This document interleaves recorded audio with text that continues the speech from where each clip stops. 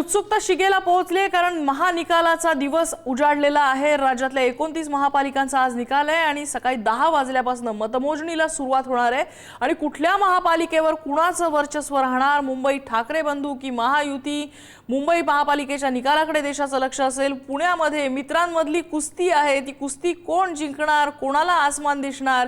इकडे मुंबईसह इतर अनेक महापालिका आहेत, तिथे कोण वर्चस्व गाजवणार, ही चर्चा आपली आता सुरू करायची आहे। मला इथे स्टुडिओमध्ये आपले गेस्ट आलेले दिसत आहेत। भाजपचे सहमुख्य प्रवक्ते अजित चव्हाण आहेत, काँग्रेसचे प्रवक्ते काकासाहेब कुलकर्णी आपल्या सोबत आहेत, मनसेचे प्रवक्ते योगेश चिले आपल्या सोबत आहेत, राजकीय विश्लेषक गाला सर आपल्या सोबत आहेत। मी सुरुवात गाला सरांपासून करेन। गाला सर, आपण कालपासून पोल ऑफ द पोल्स बघतोय। इनफॅक्ट पुढारी न्यूजने एआयच्या मदतीने, म्हणजे कुणाचाही इन्फ्लुएन्स सोडा, एआयच्या मदतीने आपण पोल केला आणि या सगळ्या पोल्समध्ये कुठेतरी बाजू वजन हे महायुतीच्या बाजूने झुकताना दिसतंय। मुंबईमध्ये असेल, पुण्यामध्ये असेल, प्रत्यक्षात काय होईल हे त्या मतदारांनाच ठाऊक। मतदारांनी कौल कुणाच्या बाजूला दिलाय ते आणि ते स्पष्ट व्हायला सुरुवात 10 नंतर होईलच।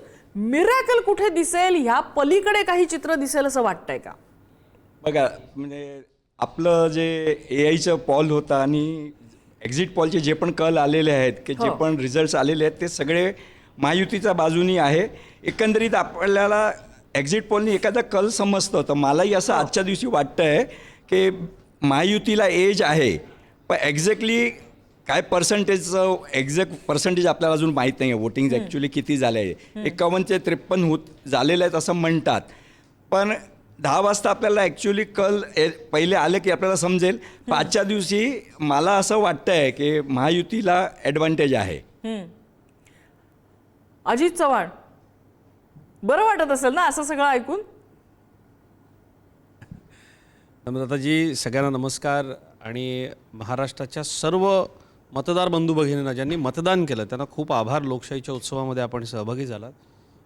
नम्रताजी, अत्यंत विनम्रतेनं सांगतो, हे माझे नेते आदरणीय देवेंद्रजींच्या नेतृत्वाखाली भारतीय जनता पक्षाच्या सामान्यातल्या सामान्य कार्यकर्त्यानं जी आमच्या नेतृत्वानं रणनीती आखून दिली होती, त्यानुसार आम्ही कष्ट घेतले। आमच्या काही सहकाऱ्यांना संधी मिळाली नाही, त्यांनी देखील पक्ष नेतृत्वावरती विश्वास ठेवून या निवडणुकीमध्ये पक्षाच्या ध्येयधोरणांच्या बरोबर चालण्याकरता म्हणून आपल्या नेतृत्वाला मान दिला। आम्ही सगळे एकदिलानं ही निवडणूक लढलो आणि आत्मविश्वासाने या निवडणुकीला सामोरं जात असताना निकालापूर्वीचा माझा आत्मविश्वास असा आहे की भारतीय जनता पक्ष महाराष्ट्रामध्ये महानगरपालिकेच्या निवडणुकांमध्ये सर्वाधिक जागा मिळवणारा पक्ष ठरेल। आमचे सर्वाधिक महापौर होतील। आणि एक मात्र मला इथे सांगायचं आहे आपल्याला की महायुतीचीच सरशी होईल, चर्चेत सुद्धा महायुतीच होती। त्याचं कारण आम्ही जी कामं केली आणि लोकांपर्यंत गेलो, आमचे नेते कुठलाही वाद विवाद हे सगळं बाजूला सारत, म्हणजे प्रतिस्पर्ध्यांकडनं ज्या पद्धतीनं टीका झाली, खरोखर महाराष्ट्राची ही संस्कृती आहे का असा प्रश्न पडावा इतपत त्याचा स्तर विरोधकांनी घसरवला। परंतु आपण पाहिलं असेल, माझे नेते आदरणीय देवेंद्र फडणवीस साहेबांनी महाराष्ट्राचा मुख्यमंत्री म्हणून त्यांचं विजन काय आहे हे लोकांपर्यंत जाऊन सांगितलं। आणि मला असं वाटतं विशेषतः मुंबईकरांसह राज्यामधल्या सर्वच शहरातल्या मतदारांना ते भावलं आणि त्याचा प्रतिसाद आम्हाला निश्चित मिळणार आहे, हा आत्मविश्वास आहे। ज्या पद्धतीनं आम्ही गृहपाठ करतो त्याच पद्धतीनं एकदा आमची परीक्षा झाली की आम्ही सगळ्या पेपरची फेअर टोटल देखील करतो आणि त्याच्यामध्ये आम्हाला असं दिसतंय की आम्ही राज्यामध्ये अव्वल असू। पण अजित चव्हाणजी, या सगळ्यावरती अनेकदा अनेकांनी प्रश्न उपस्थित केलेले आहेत आणि आता ताजी कारणं या निवडणुकीच्या बद्दल जर बोलायचं झालं तर बोटावरची शाई पुसली जाणं, अनेक ठिकाणी ईव्हीएमचे गोंधळ होणं, राड्याच्या हेडलाईन्समध्ये तुम्ही अनेक घटना ऐकलेल्या असतील, किंवा अगदी आता मुंबईबद्दल बोलायचं झालं तर मुंबईची अंतिम आकडेवारीच आलेली नाहीये। आणि हे सगळं तुम्ही जरी म्हणत असलात की निवडणूक आयोगाचं आहे, आम्ही याच्यामध्ये कसं, तरी विरोधक मात्र तुमच्याकडे बोट दाखवत आहेत। योगेश चिले, एकच फक्त बोलतो, मी तुमच्याकडे येते ना अजित चव्हाण, उत्तर घ्यायला मी तुमच्याकडे येते, आपण त्यांच्याकडनं त्यांचा मुद्दा ऐकूया, मी उत्तर घ्यायला तुमच्याकडे येते। योगेश चिले, बरोबर आहे। निवडणुकीच्या आधी विरोधकांनी ज्यावेळी सुरुवात केली बोलायला की महाराष्ट्रामध्ये प्रचंड प्रमाणामध्ये दुबार मतदार आहेत, त्यावेळी भारतीय जनता पक्षाचे नेतेच बोलत होते. या सर्व कपोलकल्पित गोष्टी आहेत. त्यानंतर भारतीय जनता पक्षाचेच नेते बोलायला लागले, अनेक शिंदे गटाचे अनेक मंत्री बोलायला लागले की आमच्यासुद्धा मतदारसंघामध्ये दुबार मतदार खूप आहेत, आमच्या महानगरपालिकेत अनेक दुबार मतदार आहेत. आणि ज्यावेळी टॅली काढली जवळपास 10 लाखाच्या वर संपूर्ण महाराष्ट्रातल्या जेवढ्या महानगरपालिका आहेत त्याच्यात दुबार मतदार सापडले. हो. आता ज्यावेळी तुमची शाई पुसली जाते बाहेर आल्यावरती, त्यावेळी विरोधकांना शंका घेण्यासाठी वाव आहे. कारण इतके दुबार मतदार सापडले असताना जर बोटावरची शाई पुसली जाते तर कशावरून अनेकांनी पुन्हा मतदान केलं नसेल. त्यामुळे शंकेला वाव आहे आणि ही शंका स्वतः निवडणूक आयोगानेच उपस्थित करण्याची संधी विरोधकांना दिली होती. काकासाहेब कुलकर्णी. सगळ्यांना नमस्कार. मगाशी आमचे मित्र अजित चव्हाणजी खूप छान पद्धतीने विश्लेषण करत होते आणि त्यांनी सांगितलं की आमचा गृहपाठ चांगला होता, आमचा अभ्यास चांगला होता, सगळं खूप छान छान सांगत होते, विरोधक गोंधळ घालत होते. परंतु कालपर्यंत किंवा आज सकाळपर्यंतच्या महाराष्ट्रातल्या राजकारणाची स्थिती आणि कालच्या निवडणुकीची स्थिती जर आपण बघितली तर कोणत्याही लहान मुलाला विचारावं की गोंधळ या राज्यात कोण घालत होता. राज्यात गोंधळ घालत होतं ती भारतीय जनता पार्टी, अजित पवारांची राष्ट्रवादी आणि एकनाथ शिंदेंची ती शिवसेना. ज्या पद्धतीने या महाराष्ट्रामध्ये निवडणूक आयोगाला हाताशी धरून निवडणूक हा लोकशाहीचा उत्सव न करता धिंगाणा घालण्याचं काम या भारतीय जनता पार्टीच्या सहकार्याने केलं आणि त्यांचा सहयोगी चौथा पक्ष निवडणूक आयोग या चौघांनी ज्या पद्धतीने या राज्यात हैदोस घातला, हे खरं कुठेतरी लाजिरवाणी गोष्ट आहे. म्हणजे बोटाची शाई पुसली जाणं, आज 10 वाजता काउंटिंग घेणं. मला सांगा नम्रता मॅडम, आपण गेली अनेक वर्ष माध्यमात काम करताय, प्रसन्न सर अनेक वर्ष माध्यमात काम करताय, 10 वाजता कधी काउंटिंग चालू झालं का आजपर्यंत? काय कारण आहे 10 वाजता काउंटिंग चालू करण्याचं? म्हणजे अनेक ठिकाणी शंकेला वाव मिळेल अशा पद्धतीने हे निवडणूक आयोग काम करत आहे. गेली अनेक वर्ष शाई बोटाला लावली जात होती, आता मार्कर आणला गेला, तो मार्करसुद्धा पुसला जाऊ लागला. म्हणजे राहुल गांधी या देशाचे नेते ज्यांनी ज्या पद्धतीने या निवडणूक आयोगाच्या कारभारावर अनेक वेळा प्रश्नचिन्ह उपस्थित केला, तेव्हा हे भाजपवाले त्यांना त्यांची चेष्टा करत होते. परंतु कालच्या महानगरपालिकेच्या निवडणुकीमध्ये महाराष्ट्रातल्या 12-15 कोटी लोकांनी जेव्हा हे सगळं बघितलं, अनुभवलं, त्यांच्या लक्षात आलं की खरंच राहुल गांधी सत्य बोलत आहेत आणि भारतीय जनता पार्टी आणि त्यांचा सहयोगी पक्ष निवडणूक आयोग हे सगळे चौघं मिळून या महाराष्ट्रातल्या लोकांना वेड्यात काढण्याचं काम अक्षरशः करतायत. म्हणजे पैसे वाटप होत आहेत उघड पद्धतीनं. हे एकनाथ शिंदेच्या शिवसेनेनं दाखवलेलं आहे. उघड पद्धतीनं त्या ठिकाणी प्रचंड मतदाराच्यात घोळ आहेत, बोगस मतदान चालू आहे, म्हणजे मयत माणसाच्या नावानं मतदान चालू आहे. म्हणजे काल रात्रीपर्यंत आपल्या माध्यमातून आपण जे प्रकार बघितला, अतिशय किळसवाणा प्रकार होता, तो निंदनीय प्रकार होता. म्हणजे लोकशाहीचा उत्सव याला कोण म्हणेल का नाही मला माहित नाही, परंतु हा हैदोस होता, एवढंच मला या ठिकाणी सांगायचं आहे. अजित चव्हाण प्रत्युत्तर आता याच्यावर तुम्हाला मी आता वेळ देते पूर्ण. नाही, नम्रताजी, आमचे मित्र प्राध्यापक काकासाहेब कुलकर्णींनी संधी साधून घेतली. माझे नेते देवेंद्रजी फडणवीस साहेब त्यांनी एक प्रतिक्रिया दिली. ते म्हणाले की निश्चितपणे उद्याच्या म्हणजे आजच्या पराभवाचं काहीतरी कारण आपल्याला शोधायला लागेल, तर तसं ते शोधता येईल. मला त्यांना एक सांगायचं आहे की याचा विचार आपण अंतर्मुख होऊन करा की महायुतीमधल्या 3 पक्षांमध्येच स्पर्धा होती. त्याचं कारण असं आहे, हे इतके सगळे आरोप सगळे केले गेले, ती शाई पुसले गेली किंवा काय इतर ज्या सगळ्या गोष्टी आहेत, हे खरोखर निवडणूक आयोगाच्या अखत्यारीतलाच विषय आहे. बरं, नुसतीच शाई पुसल्या गेली तर त्या बोटावरच्या शाईमुळंच आपण मतदान करू शकतो का? म्हणजे मी काल परवा निवडणुकीच्या कामामध्ये असणाऱ्या माझ्या एका मित्राला जेव्हा विचारलं की बाबा रे, हे तुला पटतं का सगळं असं, तर सरकारी कर्मचारी असलेल्या माझ्या मित्रानं मला सांगितलं की या सगळ्या अशा हास्यास्पद आरोपांमुळं जे लोक खरोखर या निवडणुकीच्या कामामध्ये आहेत त्यांना कळतं की विरोधक नेमके काय पातळीला जात आहेत. नम्रताजी, इतक्या सगळ्या स्टेजेस आहेत आणि ही शाई पुसल्या गेली वगैरे, हे तर म्हणजे आम्ही निवडणूक आयोगाला प्रश्न विचारतो की बाबा रे, द्या ना चांगल्या, म्हणजे संशयास्पद वातावरण तयार व्हावं, अशा पद्धतीच्या हरकती, अशा पद्धतीचे निर्णय किंवा त्या पद्धतीमधले त्यांच्या कामामधले सदोष गोष्टी का निवडणूक आयोग करतो? मला इतकंच सांगायचं आहे की काँग्रेसची पक्ष संघटना या निवडणुकीमध्ये कुठं होती? येऊया आपण म्हणजे अजित आमच्या- चव्हाणजी आपण त्या मुद्द्यांवरती येऊया. अनेक मुद्दे आहेत ज्याचं विरोधकांना सुद्धा मला प्रश्न विचारायचे आहेतच. डॉक्टर राजू वाघमारे आहेत, मला दिसतात आता चर्चेत सहभागी झालेले. माझ्यासोबत स्टुडिओमध्ये सना मलिकजी आलेले आहेत, राष्ट्रवादी अजित पवार पक्षाच्या. मी राजू वाघमारेंकडे उत्तर घेईन. विरोधकांनी थेट उत्तर तुमच्यावरती आरोप केलेले आहेत की सत्ताधाऱ्यांचा इथे थैथयाट होता लोकशाहीसाठी आणि त्यामुळे हे जे एक्झिट पोलचे आकडे वगैरे सगळे दिसत आहेत ते त्यांनी रचलेलं सगळं हे आहे, असा एक प्रकारे त्यांनी बोट दाखवायचा प्रयत्न केलाय.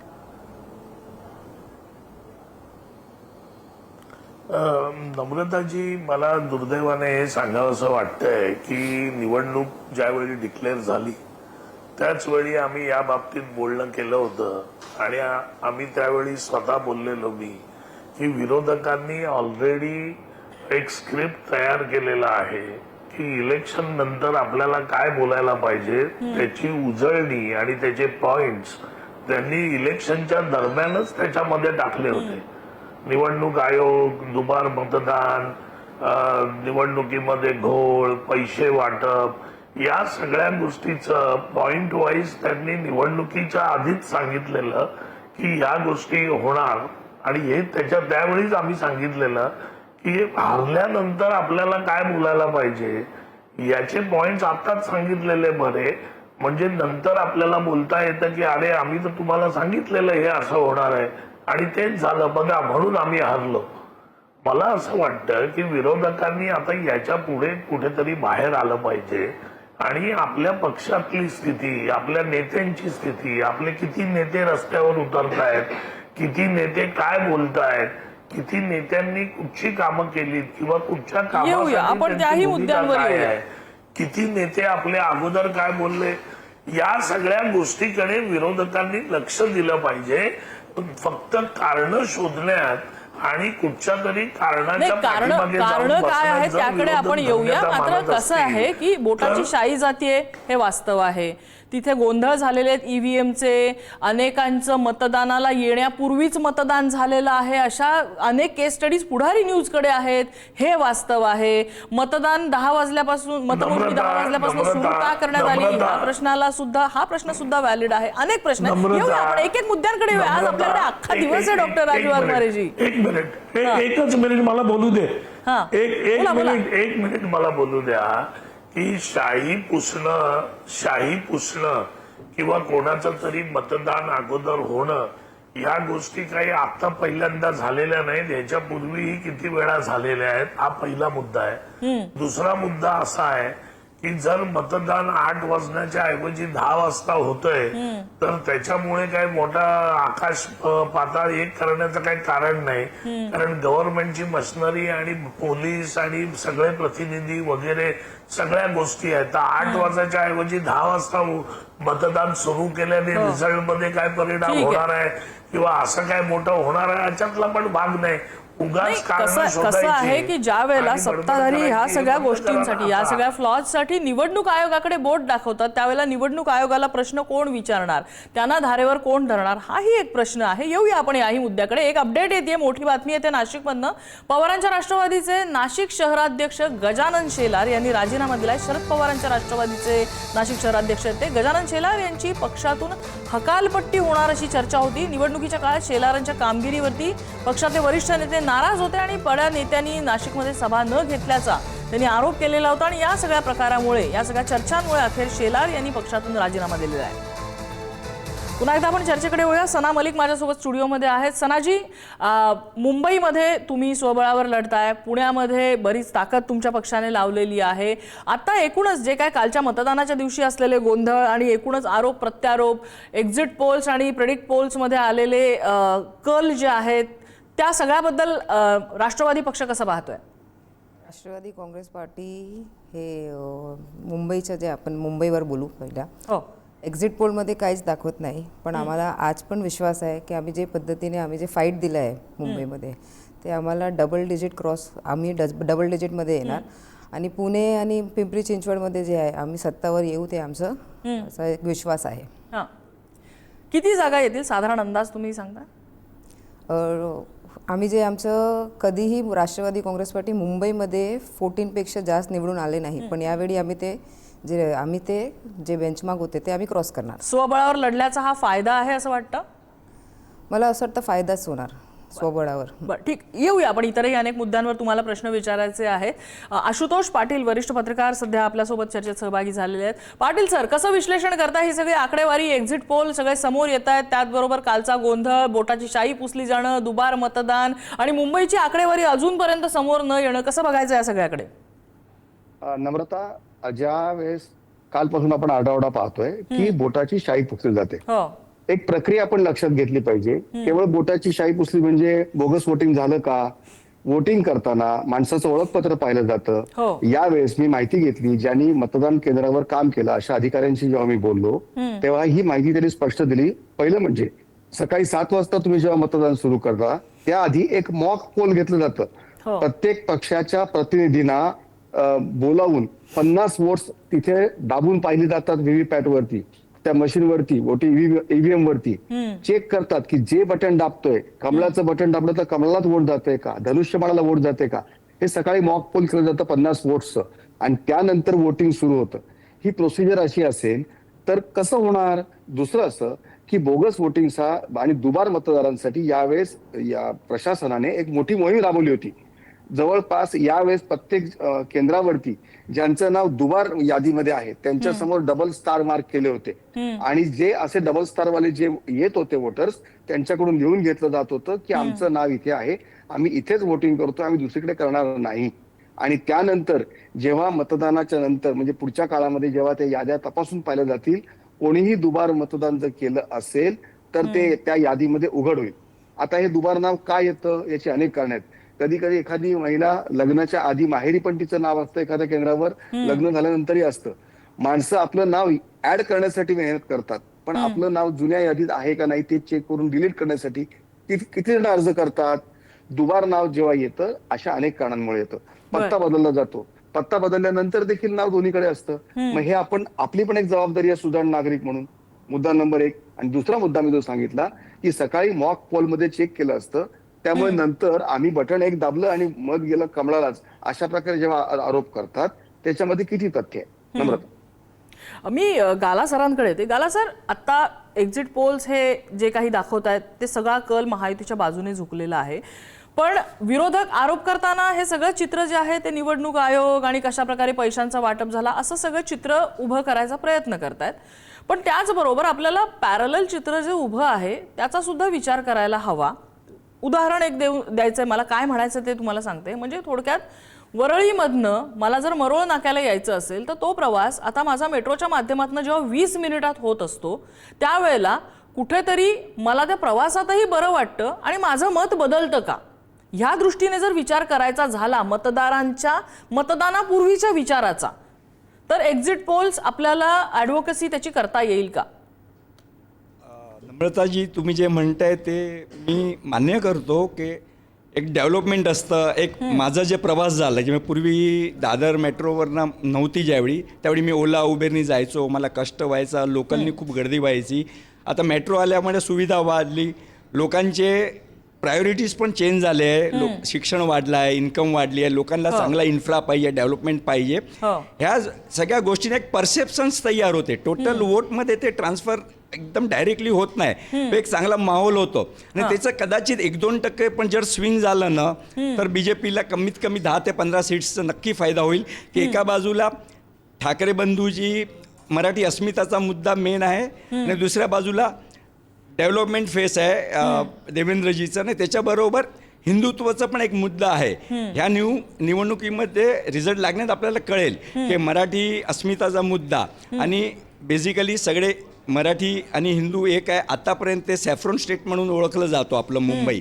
ते गेले तुम्ही 2014 पासूनच्या बॅक टू बॅक इलेक्शन बघितल्या तर युतीला म्हणजे बीजेपीला आणि युनायटेड शिवसेनेला बहुमत आउट अँड आउट मिळालेलं आहे. फक्त 2024चा लोकसभाचा रिझल्ट एक वेगळा लागला, बाकीच्या वेळी लोकांनी क्लीन स्वीप केलेलं आहे. तर एका वेळी ते माइंडसेट पण हिंदुत्व आहे, तर ते आपल्याला आता एक्झॅक्ट रिझल्ट आल्यावर कळेल की मराठी अस्मिताचा मुद्दा आहे का आणि डेव्हलपमेंट हिंदुत्वाचा मुद्दा कसावर कोण हवी झाला ते कळेल आपल्याला. डेव्हलपमेंटबद्दल जर बोलायचं झालं तर म्हणजे मी आता योगेश चिलेंकडे हा मुद्दा घेऊन येते की भाजप सत्तेत आहे, ते सांगतात की हे आम्ही केलं, हे आमच्या देवेंद्र फडणवीसांनी केलं, हे आमच्या या नेत्यांनी केलं. ते सत्तेत आहेत, त्यांना तसं सांगता येतं.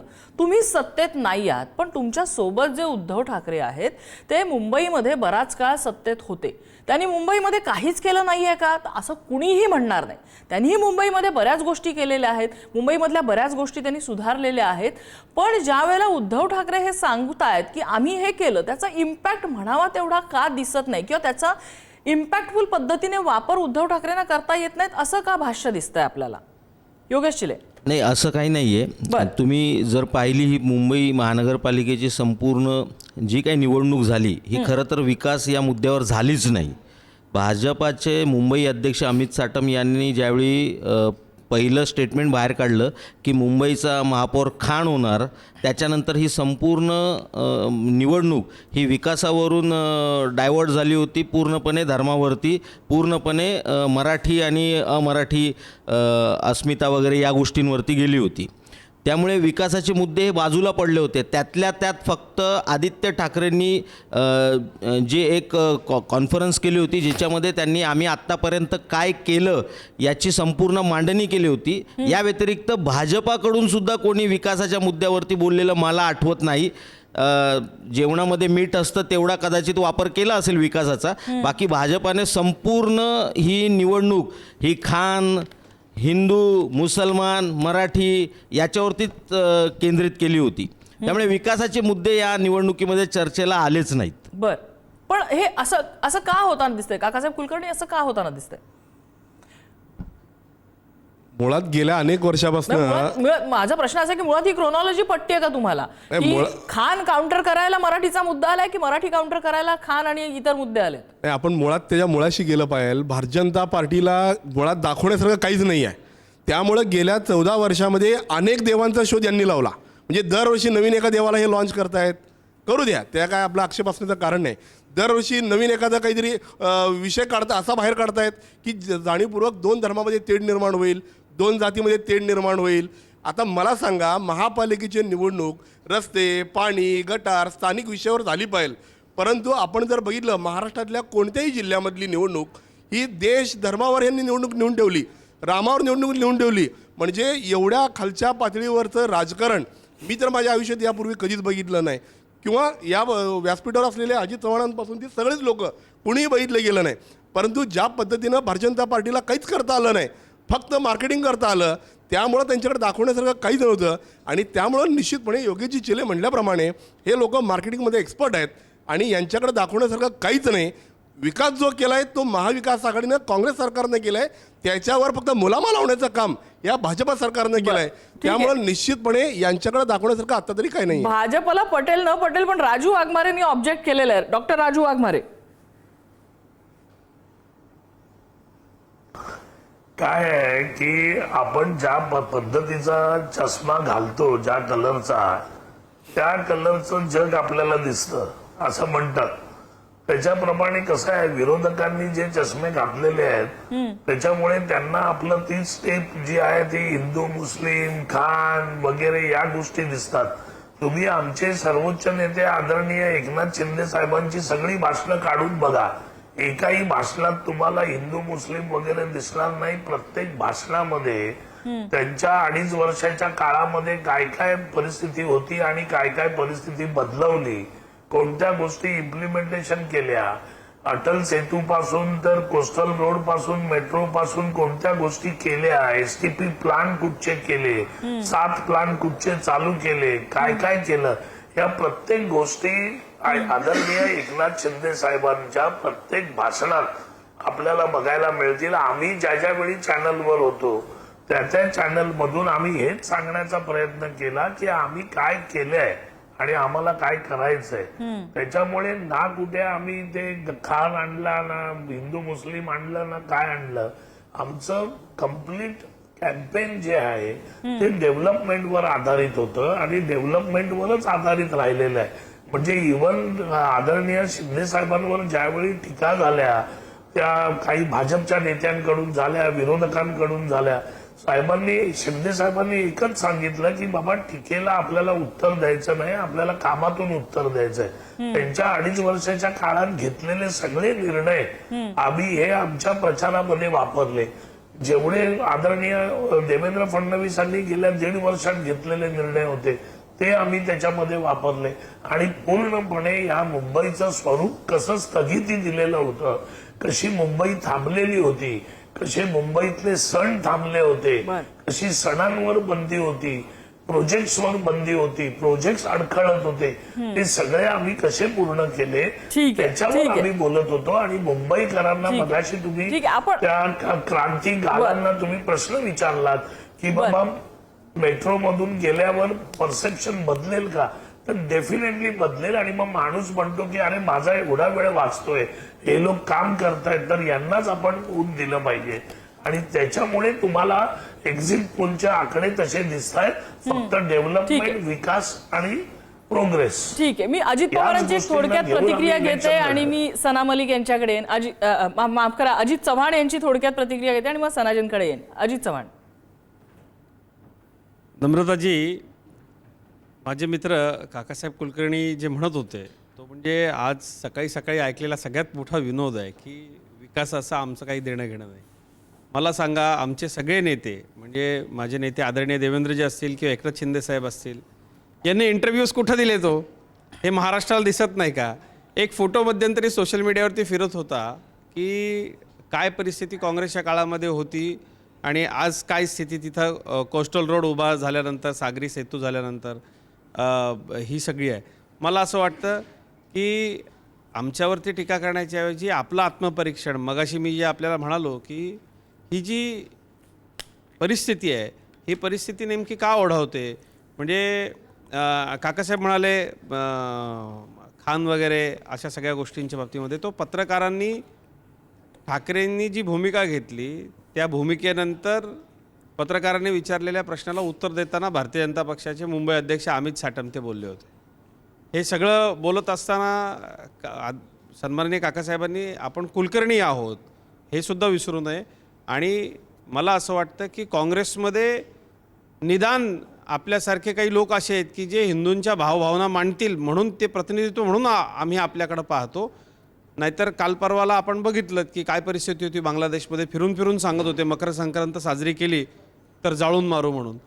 आणि या सगळ्या अवेअरनेस जे आहेत ना, हे सगळे सोशल मीडियामुळे आणि बाकी इतर गोष्टींमुळे ते सगळे आलेले आहेत. इथले स्थानिक पातळीवरचे जे मुद्दे आहेत, आम्ही तिकीट देताना असेल, संधी देताना असेल, या ठिकाणी भारतामध्ये लोकशाही आहे. मला प्रतिक्रिया दोघांची घ्यायची आहे, कुलकर्णींची पण घ्यायची आणि सना मलिक यांची पण घ्यायची. मला सना मलिक यांच्याकडे. नम्रताजी, माझा मगाशीचा मुद्दा अर्धवट राहिला, मला फक्त तो थोडक्यात पूर्ण करा. अगदी थोडक्यात पूर्ण करतो. मला फक्त इतकंच या मंडळींना सांगायचं आहे की आपण जसा चष्मा लावला तसा आपल्याला सगळं दिसेल. आम्ही फक्त आणि फक्त विकासावर बोललो. ठीक आहे, आम्ही मतांसाठी कुणाचंही लांगुल चालन केलं नाही. आम्ही सर्वांना प्रतिनिधित्व मतदारांच्या बरोबर लक्षात असतं, उत्तर भारतीयांना दिलं, मतदारांच्या लक्षात आहे ते कोण कुठल्या मुद्द्यांवर बोलले. सनाजी, हिंदू मुस्लिम हा मुद्दा या निवडणुकीमध्ये खूप प्रकर्षाने प्रचारामध्ये आला. मराठी अमराठी हा मुद्दा प्रकर्षाने आला. तुमच्या पक्षाला ह्या पोलरायझेशनमुळे काही फटका बसला का? म्हणजे तुम्ही 14 नगरसेवकांचा जेव्हा उल्लेख केलेला होता त्यावेळेला पूर्व उपनगरांमध्ये तुमची बरीच मोठी ताकद होती, तर याचा काही फटका तुमच्या पक्षाला बसू शकेल का? कारण असं आहे की ते खान मेयर असणार असं जे नॅरेटिव्ह सेट करण्यात सुरुवात झाली ते फक्त आपण डिसेंबरमध्ये नाही, मला वाटतं अधिवेशनात जेव्हा पावसाळी अधिवेशन चालू होता तेव्हा हे मुद्दा भाजपाकडून चालू झाला होता आणि सुरुवात केली होती त्या लोकांनी. आणि त्याच्यानंतर ते नॅरेटिव्ह सेट करून करून करून पुढे चाललं. आणि डिसेंबरच्या नंतर जेव्हा निवडणूक जाहीर झाली तेव्हा त्याच्यानंतर त्यांनी मुस्लिम महिला, हिजाबी महिला हे सगळे पण चालू केलं. आणि बरेच ठिकाणी डिस्कशनमध्ये जेव्हा मी पण बसले होते, मी त्या लोकांना विचारलं, बाबा संविधानाने सर्वांना अधिकार दिलाय, तर शिवसेनाचं काय आहे त्यामध्ये, तुमचं काय म्हणणं आहे, किंवा वेगवेगळे पक्ष होते तिकडे त्यांचं काय म्हणणं होतं, त्यांना आम्ही विचारलं पण कधी उत्तर भेटलं नाही. मराठी माणूसचं डेफिनेशन कोणीही आज आजपर्यंत स्पष्ट केलं नाही की मराठी माणूसमध्ये कोण येत आहे. त्याच्यानंतर मराठी हिंदू असा उल्लेख करण्यात आला. तर वेगवेगळ्या ठिकाणी असं चालू झालं होतं. पण लोकांना जेव्हा आपण लोकल बॉडीचं इलेक्शनसाठी जातो आणि स्लम्समध्ये जेव्हा तुम्ही निवडणूकच्या पुढे जाणार आहे तेव्हा लोक तुम्हाला विचारताय की बाबा सिटी आणि उपनगरात तुम्ही असं डिफरन्शिएट करतात, कशाला करतात. एक ईस्टर्न आणि वेस्टर्न सबअर्ब्समध्ये इतकं डेव्हलपमेंट आणि ईस्टर्न सबअर्ब्समध्ये तुम्ही लक्ष पण घालत नाही, कारण इतकं खालच्या पद्धतीने तिकडे असं आहे. ड्रेनेजचा इश्यू असू द्या, पाण्याचा इश्यू असू द्या, ट्रान्सपोर्टेशनचा कनेक्टिव्हिटीचा इश्यू असू द्या, रोडचा इश्यू असू द्या. तर ते खूप लोक विचारत आहे. आणि मतदान जे आता यंग जनरेशनचा मतदार आहे ते मतलब त्यांच्याकडे आता ते सगळे माहिती आहे की बाबा कुठे काय चाललं आहे. सोशल मीडियाच्या कारणाने लोकांना माहीत आहे काय चाललं आहे, कुठे चाललं आहे. फक्त ते स्वतःचा एरिया, स्वतःच्या नगरमध्ये फिरतात नाही, स्वतःच्या वॉर्ड किंवा तालुक्यामध्ये फिरतात नाही. आणि खूप ठिकाणी असं पण झालं आहे की मुंबईमध्ये राष्ट्रवादीची मतलब फक्त एकच आमदार आहे आम्ही, तर तिकडे आमचा एक होल्ड आहे. पण वेगवेगळे मतलब बाकीचे जे 35 सीट्स आहेत तिकडे आमचं नाही. आणि 50% आम्ही आता असं बघू की महायुतीचा आमदार आहे, महायुतीचा खासदार आहे, त्यांच्याकडे. आणि गेल्या 4 वर्षापासून आपल्याकडे नगरसेवक नाही आहे. तर त्यांच्याकडे एकच ऑप्शन आहे ना, आमदार आणि खासदार. जेव्हा नगरसेवक नसते तर 4 वर्षापासून ते डिरेक्ट आमदारच्या कॉन्टॅक्टमध्ये आहे. आणि महायुतीचा आमदार म्हणून कोणी असेल तर त्यांचा एक दबाव असते, बाबा ठीक आहे तिकडे काम चालू आहे आणि एक फास्ट ट्रॅकवर काम होते. तर ते पण एक इन्फ्लुएन्शियल पॉईंट झाला आहे या निवडणूकच्या वेळी. फक्त तसं नाही. आणि जेव्हा आता माझ्या स्वतःच्या मतदारसंघात मेट्रो 1-2 महिन्यापासून फुल रेडी आहे, पण ते ऑपरेशनल झालं नाही. पण त्याचा फटका पण आम्हालाच बसणार, कारण आम्ही महायुतीमध्ये सोबत आहे त्यांच्या. पण खूप असा विषय आहे. पण मला असं वाटतं वॉटर मीटर गटरच्या निवडणूक होतं, लोकल इश्यूमध्ये यंग जनरेशन एक ॲक्टिव्ह आहे की बाबा ते विचारताय तुम्हाला ते इश्यूजचा तुम्ही काय करताय. पण एक नेरेटिव्ह गेल्या 6 महिन्यापासून त्यांनी चालू केलं होतं सेट करायला. बरेच ठिकाणी असं आहे की एक 47 सीट्स असं आहे मुंबईमध्ये जिथे मुस्लिम पॉप्युलेशन जास्त आहे आणि डिरेक्ट इम्पॅक्ट करू शकतात. पण तिकडे आपण बघू तर 2-3 मोठे, जसं आपण राष्ट्रवादी आहे, काँग्रेस आहे, त्याच्यानंतर समाजवादी पार्टी आहे, MIM आहे आणि इंडिपेंडंट कॅन्डिडेट्स आहे. तर ते डिव्हिजन पण होणार. तर त्याचा डिव्हिजन मोठ्या प्रमाणे झालं तर त्याचा फायदा महायुतीला होणार, पण फटका आम्हाला बसणार. तर बरेच ठिकाणी असं पण आहे. तर आपण बघू आज 2-3 तासमध्ये आपल्याला ते स्पष्ट पूर्ण क्लिअरन्स दिसणार की काय आहे. 10 वाजल्यापासून मतमोजणी आहेत. मी परब सर सुद्धा आमचे पुढारीचे आपल्यासोबत आता चर्चेत सहभागी झाले. त्यांच्याकडे जाण्यापूर्वी पिंपरी चिंचवडमधनं एक अपडेट येते. पिंपरी चिंचवडमध्ये 128 पैकी 126 जागांसाठी मतमोजणी होते आणि 2 जागा बिनविरोध निवडून आलेल्या होत्या. आमच्या प्रतिनिधींनी या सगळ्या तयारीचा आढावा घेतला, आपण बघूया.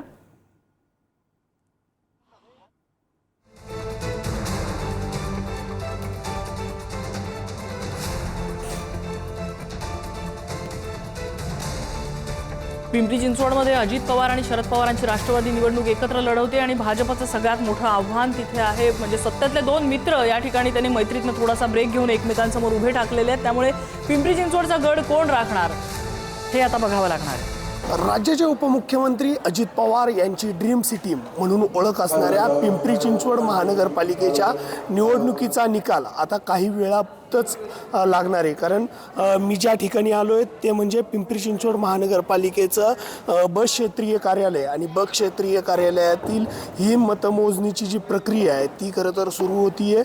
या ठिकाणी जर आपण पाहिलं तर काही टेबलवरती ही संपूर्ण जी यंत्रणा आहे ती आता कार्यान्वित होताना एकंदरीत दिसून येते. या विभागाचे किंवा या ठिकाणी जर आपण पाहिलं तर निवडणूक निर्णय अधिकारी अर्चना तांबे मॅडम योग्य त्या प्रकारच्या जे आदेश आहेत ते खरं तर कर्मचाऱ्यांना देतात. ते बॅलेटवरती जे हे मतदान झालं आहे किंवा या संपूर्ण ठिकाणी जे मतदान झालं आहे त्याची आता खरं तर मतमोजणी होणार असल्याची प्रक्रिया ही संपूर्णपणे सुरू झाल्याचं एकंदरीत दिसून येतं आहे. या संपूर्ण ठिकाणी जय्यत अशी तयारी संपूर्ण निवडणूक विभागाने केल्याचं दिसून येतं आहे. तर दुसरीकडे जर आपण पाहिलं तर या ठिकाणी जे पोस्टल मतदान आहे ते काही वेळामध्ये मोजायला सुरुवात होईल आणि त्या अनुषंगाने ही संपूर्ण जी तयारी आहे ती होताना दिसती आहे.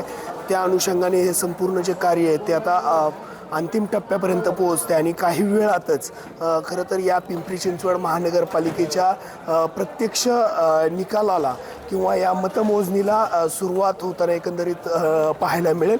विशेष जर आपण या निवडणुकीमध्ये जर पाहिलं तर आरोप प्रत्यारोपाच्या फैरी झाडल्या गेल्या. त्यानंतर भारतीय जनता पार्टीकडे ही असणारी सत्ता अजित पवार खरं तर या निवडणुकीमध्ये खेचून आणतायत का, हे काही वेळातच आता स्पष्ट होताना पाहायला मिळेल.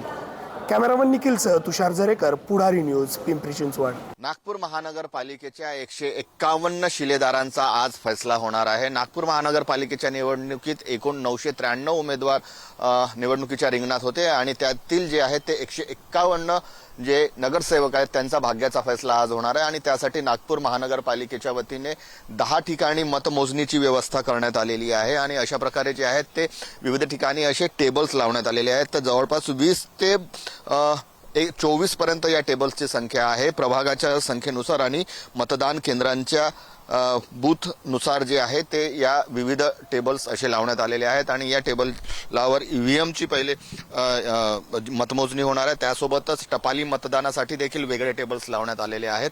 नागपूर महानगरपालिकेचा विचार केला तर 993 उमेदवारांच्या भाग्याचा फैसला आज होणार आहे आणि त्यापैकी 151 जे उमेदवार आहेत ते आज निवडले जातील. नागपूरचे महानगरपालिकेचे शिलेदार कोण ते आज ठरणार आहे आणि काल जे मतदान झालं त्यात मतदानाची टक्केवारी ही 2017च्या टक्केवारीपेक्षा सुमारे 3% घसरलेली आहे.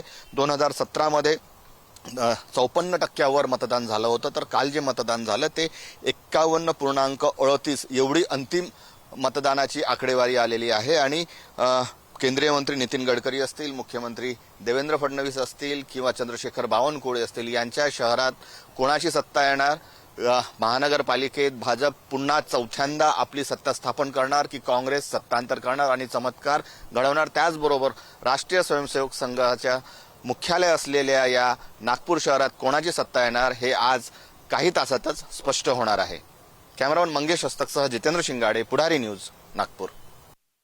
उत्सुकता शिगेला पोहोचलेली आहे. तयारी अंतिम टप्प्यात आहे. 10 पासून मतमोजणीला सुरुवात होणार आहे आणि ऐन हिवाळ्यामध्ये कुणाला घाम फुटणार, कुणाचा गुलाल उधळणार हे 10 वाजल्यापासून हळूहळू स्पष्ट व्हायला सुरुवात होईलच. पण आता चर्चेमध्ये सना मलिक यांनी एक खूप मोठा मुद्दा सांगितला की गेले जवळपास 3-4 वर्ष नगरसेवक, स्थानिक नगरसेवक नसल्यामुळे प्रश्नांसाठी थेट आमदारांपर्यंत कनेक्ट होता आणि त्याच्यामुळे ही निवडणूक वॉटर मीटर गटरच्या मुद्द्यांवर खरंच लढवणं शक्य होतं का. मी परब सर आता चर्चेत सहभागी झालेले त्यांच्याकडे येते. एक म्हणजे परब सर हा मुद्दा, दुसरी गोष्ट मतदान करताना हा मुद्दा किती परिणाम करतोय, दुसरी आणि भाषिक अस्मिता, धार्मिक अस्मिता ह्या मुद्द्यांचा विचार कितपत होईल आणि जे आपण इन्फ्रास्ट्रक्चर आणि त्याच्यामुळे एक अडकलेल्या पिचलेल्या मुंबईकराच्या लाईफमध्ये थोडीशी ईज ऑफ लाईफ जर येत असेल तर हे मुद्दे मतदानावर किती परिणाम करू शकतात.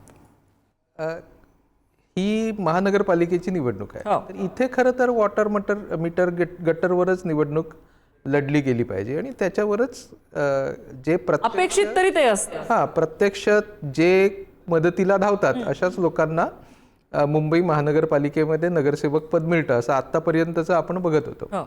पण गेल्या काही वर्षात चित्र सगळं बदललेलं आपल्याला दिसतं. विकास वगैरे ह्या गोष्टींवर कधीच निवडणूक वगैरे लढली गेलेली आहे अशी मला तरी आठवत नाही.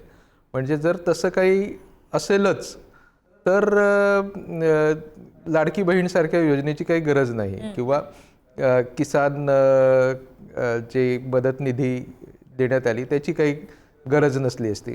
निवडणुका ह्या आता लढल्या जात आहेत त्या नॅरेटिव्हवर लढल्या जात आहेत आणि दुसरं म्हणजे सामदाम दंडभेद याच्यावरच लढल्या जात आहेत. म्हणजे जिंकून येण्याची त्याची प्रत्येकाने एक नवी सिस्टम उभी केलेली आणि भाजपने तर ती एक नवी यंत्रणाच उभी केलेली आहे निवडणूक जिंकण्याची आणि त्याच्या पावलावर पाऊल ठेवून आपण बघतोय की एकनाथ शिंदेंनी देखील तशीच एक यंत्रणा उभी केलेली आहे.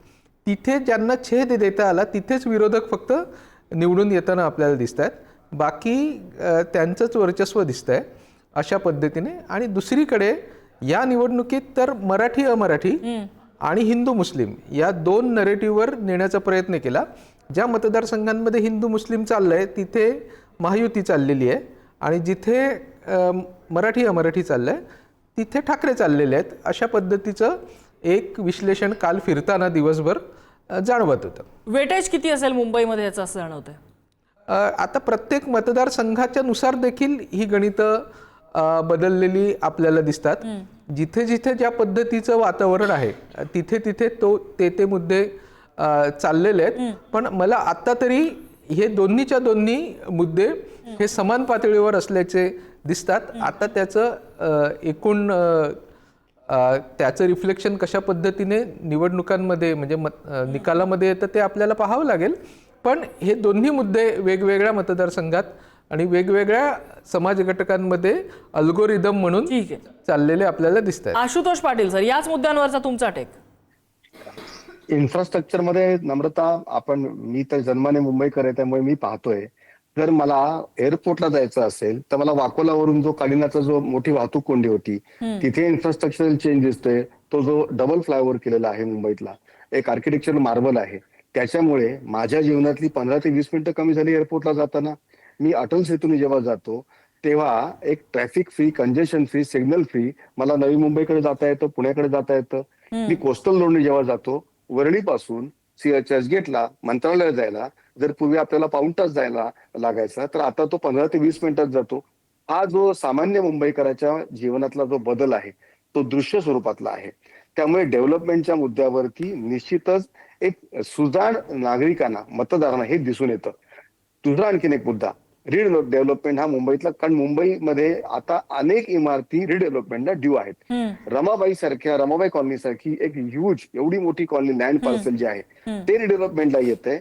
एक मोठा समाज त्याच्याशी जोडला गेलेला आहे आणि म्हाडा, MIDC, सिडको, MMRDA माफ करा, या सगळ्या एजन्सीना घेऊन सरकार त्याच्यामध्ये रिडेव्हलपमेंट करते. BDD चाळीचं रिडेव्हलपमेंट झालेलं आहे. मुंबईतला एक मराठी, मध्य मुंबईतला एक मराठी पॉकेट, याचं रिडेव्हलपमेंट जेव्हा झालं तो हक्काच्या घरात राहायला गेला. BDD चाळीची पूर्वीची अवस्था आपल्याला सगळ्यांना माहितीये. एकेकाळी ब्रिटिशांनी तुरुंग म्हणून बांधलेल्या त्या चाळी सारख्या ज्या होत्या तिथे आता पक्क्या घरात, चांगल्या घरात तो मुंबईकर राहायला गेला.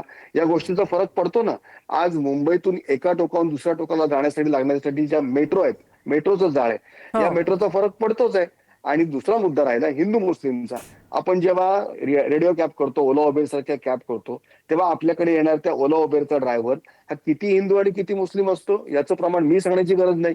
तेव्हा आपण विचारत नाही, तेव्हा आपल्याला आपली फॅसिलिटी महत्वाची असते. तेव्हा जात धर्म नसतो. तेव्हा जात धर्मावर जेव्हा असं आहे की जेव्हा 93ला दंगली झाल्या, त्या दंगलीनंतर हिंदू मुस्लिम आणि हा संघर्ष आपणही पाहिलेला आहे सगळ्यांनी. पण आता तो संघर्ष आहे का? आपल्या घरात येणारा भाजीवाला, आपल्याकडे येणारा कॅबवाला, आपण तिथे हिंदू मुस्लिम पाहतोय का? मुंबई ही आर्थिक राजधानी आहे. आपण इथे मेजॉरिटी ऑफ मुंबईत येणारे लोक हे अर्थार्जनासाठी येतात आणि अर्थार्जनासाठी येताना धर्म, जात, भेद पाहतात का? किती जण पाहतात? आणखीन एक मुद्दा मला एक सांगायचा आहे की जेव्हा शिवसेना उद्धव बाळासाहेब ठाकरे यांच्याकडून जेव्हा काही विशिष्ट उद्योगपतींना टार्गेट केलं जातं, असं आहे की शेवटी इथे उद्योगधंदे आहेत. भारताची आर्थिक राजधानी आहे. इथे माणूस कमावण्यासाठी येतोय, तेव्हा रोजगाराच्या संधी मिळताना मला एम्प्लॉयमेंट देणारा माणूस मराठी आहे का नॉन मराठी आहे हे बघू, की मला अर्थार्जनाची संधी कुठे चांगली आहे ते बघू. सामान्य माणूस याचा कुठे ना कुठेतरी विचार करतो. आपण एक्झिट पोलचे आकडे जर आपण कालचा जर आपण त्याच्यावर विश्वास ठेवला आणि थोड्या वेळात 10 वाजल्यापासून कळणारच आहे. पण हे मुद्दे देखील महत्वाचे येतात ना. तुम्ही तुमच्या पोटाची भूक भागवण्यासाठी मुंबईकरांना जेव्हा त्याच्या ज्या सोयी सुविधा मिळतात तेव्हा तो त्याचा देखील निश्चित विचार करणारच नव्हता. बर मला काकासाहेब कुलकर्णींकडे यायचंय. आता परब सरांनी जो उल्लेख केला निवडणूक यंत्रणेचा, भाजपने आणि सत्ताधाऱ्यांनी ती यंत्रणा उभी केली आहे असं ते म्हणतात. काँग्रेस या सगळ्यामध्ये कुठे आहे? म्हणजे मुंबईमध्ये एकेकाळी काँग्रेसची ताकद होती, अनेक महापालिकांमध्ये काँग्रेसचं वर्चस्व होतं. इनफॅक्ट स्थानिक पातळीवरती स्थानिकच्या निवडणुका ह्या काँग्रेसच्या निवडणुका असं जे चित्र होतं ते चित्र बदलायला लागलेलं आहे. म्हणजे आपण नगरपंचायतींच्या निवडणुकांमध्ये ते बघितलं, काही काळापूर्वी झालेल्या ग्रामपंचायतीच्या निवडणुकांमध्ये तसंच चित्र होतं. आता महापालिका निवडणुकांमध्ये काँग्रेस कुठे हा प्रश्न विचारायची वेळ येते. कुठे कमी पडतंय काँग्रेस? मुळात 10 वाजता निकाल सुरू होणार आहे आणि 10च्या निकालानंतर जेव्हा पहिल्या 2 फेऱ्या येतील तेव्हा निश्चितपणे जनमत हे काँग्रेसच्या बाजूनं, महाविकास आघाडीच्या बाजूनं असल्याचं आपल्याला निश्चितपणे दिसून येईल. कारण आत्ता जे कौल दिसत आहेत यावर ही सगळी मंडळी खुश आहेत. यांना असू द्या 10-11पर्यंत यांना हा आनंद घेऊ द्या, परंतु 11 नंतर वास्तव स्थिती ज्या वेळेला दिसायला चालू होईल तेव्हा यांच्या पायाखालची वाळू निश्चित मात्र सरकलेली असेल. नंबर 1. नंबर 2, मगाशी अजित चव्हाण बोलल्यानंतर तुम्ही मला संधी दिली नाही. आमचे मित्र अजितजी खूप छान म्हणाले. सगळ्याच मुद्द्यांवरती बोलायला तुम्हाला आता संधी आहे. बोला. बोलणार. अजितजी मगाशी म्हणाले की बाबा अमित साटम त्यांचे अध्यक्ष, त्यांनी काय सांगितलं पहिल्यांदा की बाबा खान महापौर होणार, म्हणजे खानाला विरोध करणार हीच मंडळी. नंबर 1, MIM बरोबर युती करणार हीच मंडळी, MIM मधनं भाजपमध्ये घेऊन त्यांना तिकीट देणार हीच मंडळी. म्हणजे प्रत्येक ठिकाणी स्वार्थासाठी, ज्या त्या ठिकाणी स्वार्थ बघायचा, राजकारण स्वार्थासाठी करायचं, जातीभेद निर्माण करायचा आणि परत काँग्रेसवर आरोप करायचा, ही यांची रणनीती गेल्या अनेक वर्षापासूनची आहे. आणि निश्चितपणे जाणीवपूर्वक मला हे वाक्य बोलायला इथं आवडेल, 75 वर्ष जनतेनं तुम्हाला लांब का ठेवलं होतं, हे याचं उत्तर मात्र आता निश्चित लोकांना कळायला लागलेलं आहे. आता उत्तर नम्रताजी देतो. बोला. सनाजींना पण मुद्दा मांडायचा, तुमचं उत्तर घेऊन मी सनाजींकडे मी येतो. बोला. अतिशय आभारी आहे माझे मित्र काकासाहेब कुलकर्णींचा की त्यांनी हे सगळं सांगितलंय. एक तर मी आधी सांगतो की जे काही MIM बरोबर जे काही घडलं ते स्थानिक पातळीवरचं होतं, त्याचा दोन्ही पक्षांनी इन्कार केला. ते म्हणले MIM मधनं आलेल्या लोकांना तुम्ही उमेदवारी दिली. अरे आम्ही मुस्लिम द्वेष्ट नाही आहोत. आणि मी पुन्हा एकदा सांगतो, ठामपणे महापौर होणार याला ठामपणे सांगतो, एक लक्षात घ्या, खान महापौर होणार याला उत्तर देतो. ऐका ना 75 वर्षांनंतर खानाला विरोध करताय, मलिकाना सोबत येत आहे, 75 सोबत चालतं घेतलेलं युतीत. 75 वर्षांनंतर जेव्हा जनतेला लक्षात आलं की तुम्ही कशा पद्धतीनं जनतेची फसवणूक करता, तुम्हाला कायमचं लांब ठेवलं. नंबर 1, एक गोष्ट सगळ्यांनी लक्षात घेतली पाहिजे, योगेश शिले सुद्धा त्याला विरोध करू शकणार नाहीत. आता जरी राजसाहेबांच्या सुरुवातीच्या भाषणामधलं माझ्या जमलेल्या हिंदू बांधवांनो, भगिनींनो हे त्यांनी गाळून टाकलं असलं तरी मी सांगतो की मुंबईमध्ये महापौर हा मराठीच होईल, हिंदूच होईल. हे ठाकरेंच्या सगळ्या या कुरघोड्या, ज्या फक्त मतांसाठी दक्षिण मुंबईमधल्या मुस्लिम बांधवांच्या मतांसाठी त्यांनी ज्या पद्धतीच्या हरकती सगळ्या सुरू केल्या होत्या, त्याला ते उत्तर होतं आणि त्याच्यावरती आम्ही ठाम आहोत. आम्ही काकासाहेब ठाम भूमिका घेतो, कोलांटवड्या मारत नाहीत आणि हे स्पष्टपणे दिसतं. दुसरा विषय आपण एक लक्षात घ्या, मुंबई ही मराठी माणसाच्या बापाचीच आहे, 100% आहे. खरं तर हे मनसेने सांगायला पाहिजे, पण ते उबाटाबरोबर गेल्यामुळे त्यांची अडचण झाली म्हणून मी सांगतो, मुंबई ही मराठी माणसाचीच आहे. त्यामुळं मराठीच महापौर होईल, हिंदूच होईल, यात काही शंका नाही. इतर जे कोण असतील परप्रांतीय राजकारणी त्यांनी इथं यावं, निवडून यावं, राजकारण करावं, पण मुंबईवरती पहिला हक्क मराठी माणसाचा आहे. हे सांगण्यामध्ये गैर काय आहे ते सांगितलं. योगेश चिले बाजूलाच आहेत तुमच्या, त्यांच्या हातात माईक द्या. योगेश चिले. नाही, मला आश्चर्य वाटतं, मुंबई ही मराठी माणसाची हे भाजपला सांगावं का लागतं? आम्हाला सांगावं लागत नाही ते, कारण आमच्या कृती तशा आहेत, आमच्या कृती तशा आहेत. त्यावेळी मराठी माणूस अडचणीत येतो त्यावेळी तो सरकारकडे जात नाही, तो महाराष्ट्र नवनिर्माण सेनेकडे येतो. त्यामुळे आम्हाला सांगायची आवश्यकता नाही की मुंबई मराठी माणसाची आहे, ती मराठी माणसाची असावी म्हणून आम्ही उद्धव बाळासाहेब ठाकरे गटाबरोबर गेलो. तुमच्या मित्रांना आता त्यामुळे आम्ही मुद्दा मांडू दे. मघासपासून आपण चष्मा करतोय. मला तुम्हाला फक्त एका चष्म्याची आठवण करून द्यायची आहे. पिंपरी चिंचवडमध्ये यांचेच मित्र असलेले अजितदादा पवार जे सत्तेमध्ये सुद्धा आहेत, त्यांनी त्यांच्या चष्म्यातून एक वाक्य बाहेर पडलं होतं की प्रत्येक EVM मशीन ही 2,500 मतांनी भरलेली आहे. आता त्या 2,500 मतांमुळे जर हा असा एक्झिट पोलचा रिझल्ट येत असेल तर आम्हाला आता जो रिझल्ट येणार आहे तो असाच आला तर आश्चर्य वाटणार नाही. थोडंसं त्या चष्म्यावरती सुद्धा आपण बोललं पाहिजे. सनाजी बोला. काँग्रेसचे आता बोलणी झाली की त्यांना असं सांगितलं की MIM सोबत भाजपने युती केली, तर त्यांनी स्वतःच विसरलं अंबरनाथमध्ये काँग्रेस आणि भाजपसोबत काय घडलं होतं. त्याच्यानंतर त्यांनी सांगितलं की आम्ही त्यांना पत्र काढलं केलं. नाही, पण भाजपनं कारवाई केली नाही. कंप्लीट करू द्या. भाजपची मुखसंमती त्याला होती, आम्ही कारवाई केली, पत्र काढलं. तुम्ही सोबत असले, तुम्ही एकमेकांसोबत भांडून करून घ्या, पण मला आता माझे जे पॉईंट आहे मला स्पष्टपणे सांगू द्या. आता तुम्ही अंबरनाथमध्ये काय केलं होतं, त्याच्यानंतर तुम्ही सांगितलं आम्ही त्यांना नोटीस दिली, निष्कासित केलं, त्याच्यानंतर त्यांनी सगळ्यांनी भाजपमध्ये प्रवेश केलं. तर असं आहे ना, लोकांकडे एक इमेज क्रिएट झाली आहे की बाबा जेव्हा आम्ही पंजाचं बटन दाबतो तर तिकडे पण कमलच खिळतं आहे. तर लोकांच्याकडे असं एक तुम्ही दिलं आहे ना संधी, तुम्ही स्वतः दिलं आहे. लोकांनी ते संधी स्वतः घेतली नाही आहे, पण पक्षांनी ते संधी दिलं आहे. लोकल लेवलवर काय होतं ते तुम्हाला माहीत आहे. पण लोकांना जेव्हा तुमच्याकडे कॅन्डिडेट होतं ना, ते नगरसेवक म्हणून निवडून आलं, तर तुमच्या संपर्कात नाही होतं का? तुम्ही सांगताय की लोकलमध्ये काय घडलं ते आम्हाला माहीत नाही, पण वरिष्ठांचा आदेश घेऊन विदाऊट त्यांच्यासोबत डिस्कशन करून ते असं BJP आणि काँग्रेस असं एकत्र येऊ शकतात का? ते क्लॅरिटी दिली होती का? कारण प्रत्येक पार्टीमध्ये जेव्हा तुम्ही बसतात डिस्कशनसाठी, तुम्ही कुठे कुठे काय करू शकता, पॉसिबिलिटीज तिकडे डिस्कशनमध्ये डिस्कस होतं आहे ना. तर विदाऊट डिस्कशन असं चाललं होतं का? तुम्ही एक क्लॅरिटी द्या. पण तुम्ही गेलं ना, भाजपसोबत तुम्ही पण गेलं आणि त्याचा फटका तुम्ही या निवडणूकच्या काळात बसणारच आहे. बर, फक्त ते नाही आणि ते मुस्लिम आणि मराठीचं जे चालू होतं, हिंदू महापौर होणार. ठीक आहे. मी 2-3 डिस्कशनमध्ये विचारलं, सर्वांना विचारलं, मनसे असू द्या, शिवसेना उबाटा ठाकरेचा असू द्या किंवा काँग्रेसचा असू द्या, विचारलं की मराठीमध्ये जेव्हा तुम्ही सांगताय मराठी माणूस महापौर असणार, तर मराठी माणूसमध्ये तुम्ही मुस्लिमांना नाही घेताय का? मराठी म्हणजे मराठीचं डेफिनेशन काय आहे? मी एक मराठी नाही आहे का? माझा जन्म इथे झाला आहे, माझ्या आईवडिलांचा जन्म इथे झाला आहे. माझा आजोबा मला वाटतं 1950मध्ये ते मुंबईमध्ये प्रवेश केला होता. त्यांनी मुंबईमध्ये राहण्यासाठी ते आले होते. तर इतकं वर्ष आम्ही 2-3 पिढी इथे आमचं गेलं, तर तुम्ही सांगणार आम्ही मराठी नाही? याचं उत्तर द्या. तुम्ही प्रश्न मुळात भाजपला विचारला पाहिजे. भाजपानं तुम्ही खुलासा उत्तर द्या ना, केला, कारण तुम्ही भाजपानं तो खुलासा केला की मराठी महापौर होणार म्हणून. सेफ खेळू नका. एक लक्षात नाही, मला बोलू द्या कारण आता. तुम्हाला मुस्लिम मत पाहिजे, पण तुम्ही क्लॅरिटी देणार नाही.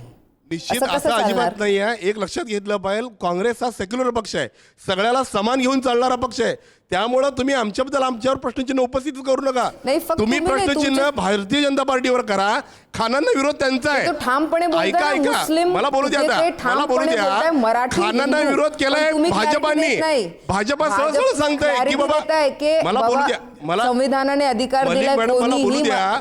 मुस्लिमांना विरोध करते भारतीय जनता पार्टी, त्यांची तुटक भूमिका आहे. तुम्ही त्यांना प्रश्न विचारा क्लॅरिटी की द्या. तुम्ही काय बोलणार भाजपाने आहे ते. सांगितलंय मराठी आणि हिंदू, त्यांचं क्लॅरिटी आहे की हिंदू मराठी असणार, पण क्लॅरिटी महाविकास आघाडीकडून येतच नाहीये.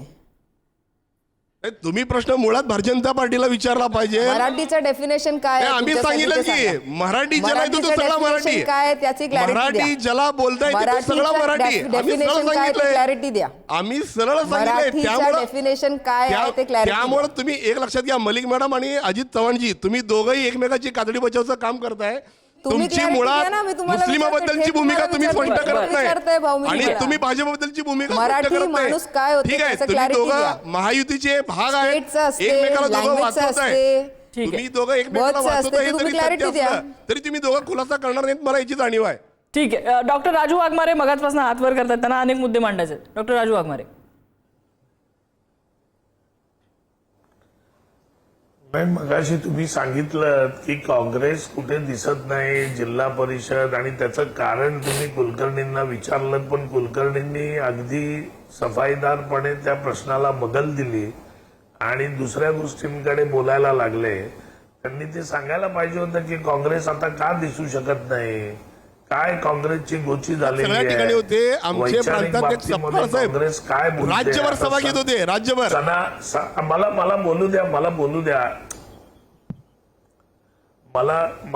द्या. तुम्ही बोलताना मी बोललो नाही, मला बोलू द्या. काँग्रेस न दिसण्याचं कारण असं आहे की काँग्रेसची आयडियोलॉजी एक बाजू वेगळी म्हणते, प्रदेशाध्यक्ष वेगळं म्हणतात, मुंबई अध्यक्ष वेगळं म्हणतात, प्रदेशाध्यक्ष युती म्हणतात, वंचित बरोबर आहे, तर मुंबईचे अध्यक्ष म्हणतात की आम्ही युती केलेली नाही, ती वरती झालेली आहे.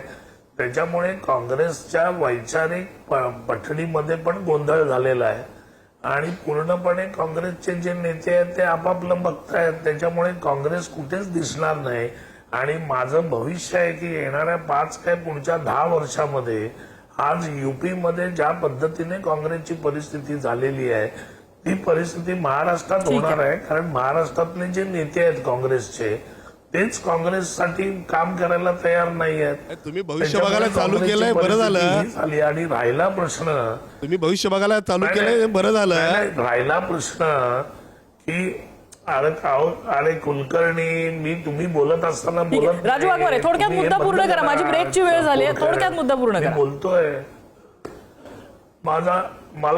नाही, मला थोडक्यात मला हेच सांगायचं आहे की हे जे संपूर्णपणे तुम्हाला आकडेवारी दिसते, ही आकडेवारी ही प्रगती, विकास, डेव्हलपमेंट आणि लोकांना जे कम्फर्ट या मुंबईमध्ये ठीक आहे. आम्ही देऊ शकलो, ठीक आहे. लोकांनी ते कम्फर्ट अनुभवलं आहे आणि ठीक आहे. त्याच्यामुळे ही परिस्थिती आलेली आहे. आता याला जर विरोधक म्हणत असतील की ईव्हीएम मध्ये पैसे मतं भरलीत किंवा दुसरे मुद्दे आहेत, तर हे कम्प्लीट तुमचे मित्रपक्ष बोलतायत, ते अजितदादा पवार बोलतायत आणि महाराष्ट्राचे उपमुख्यमंत्री आहेत ते. त्यांनी भाजपाची संपूर्ण कार्यपद्धती बघितलेली आहे, अनुभवलेली आहे. त्यामुळे एक्झिट पोलचे त्यांच्या आकडे शब्दाला समोर महत्त्व आले, द्यावं AI लागेल. पोलचे, प्रेडिक्ट पोलचे आकडे समोर आलेले आहेत, पण मुंबईकरांनी त्या ईव्हीएमचं बोट ईव्हीएम वरती जेव्हा बोटाने मत दिलेलं आहे, त्यावेळेला त्यांच्या मनात काय होतं हे 10 वाजल्यानंतर आता हळूहळू स्पष्ट होणार आहे. त्यापूर्वीचं हे विश्लेषण